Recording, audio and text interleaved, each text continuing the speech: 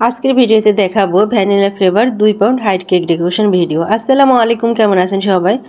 তো ভিডিওর প্রথমেই আমি বলবো, এখানে কিন্তু আমি কেকটাকে আগেই কিন্তু ক্রিম ফিনিশিং দিয়ে ফ্রিজে রেখে ঠান্ডা করে মানে কেকের সাথে ক্রিমটা সেট করে তারপরে হচ্ছে বাকি কাজগুলো করেছিলাম।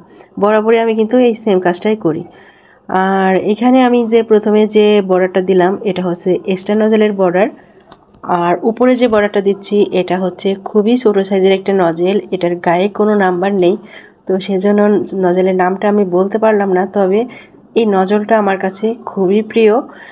এই নজলটা দিয়ে আমি মানে কত যে কেক মানে বর্ডারের কাজ বা ছোটো ছোটো কাজ করেছি আমার মনে নেই, আমার খুবই ভালো লাগে ওই নজলটা দিয়ে কাজ করতে।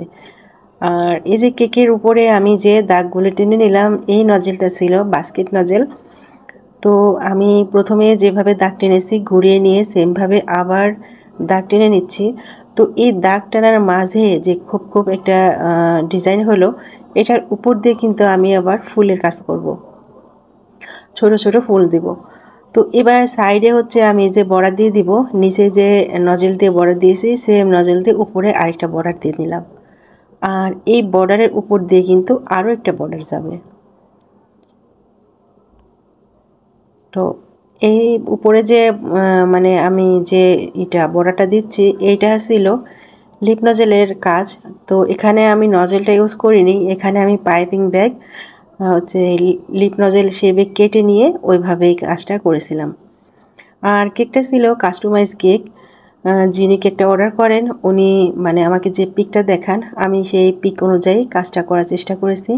জানি না কতটা পেরেছি, তবে ইনশাল্লাহ মানে কমপ্লিট হওয়ার পরে আমার কাছে খুবই ভালো লেগেছিল কেকটা, মানে কাছ থেকে অসম্ভব ভালো লাগছিল দেখতে।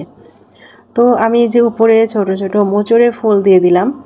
আর এই ফুলটাও কিন্তু আমি ছোট সাইজের এক্সট্রা নজল দিয়ে করেছিলাম। আর ফুলটা আমি যে দিলাম, দেওয়ার পরে যেখানে থেমেছি ওই মোচড়ের মানে জয়েন্টে আমি এখন পাতা দিয়ে দিব। আর পাতাগুলো দেখেন আমি কিন্তু একদম জয়েন্টের মুখে মুখে দেওয়ার চেষ্টা করেছি। এতে করে কি হয়, জয়েন্টের মুখে পাতা দিলে কিন্তু দেখতে খুবই ভালো লাগে, একটু মানে ক্লিন ক্লিন মনে হয়। তো এই তো আমার পাতার কাজটাও শেষের পথে। এই কেকটা যে আপু আমাকে পিক দেখান কেকের, আর সেই পিক অনুযায়ী তো আমার কেকটা করা।